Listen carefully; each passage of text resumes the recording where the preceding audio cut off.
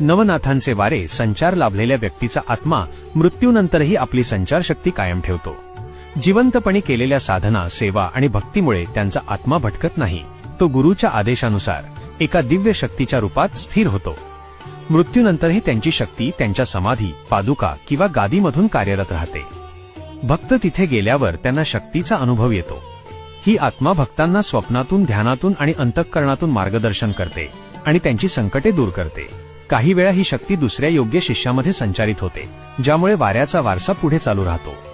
यामागील गूढ नियम म्हणजे नवनाथांची शक्ती कधीच मरत नाही. जी व्यक्ती शेवटच्या क्षणी नवनाथ, गुरु आणि अलख निरंजनचा नाद करते तीच खरी कसोटी पार करते.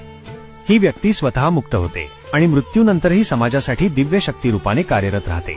म्हणूनच असे म्हणतात की नाथ भक्त मरत नाही, तो समाजासाठी दिव्य शक्ती रूपाने जगत राहतो.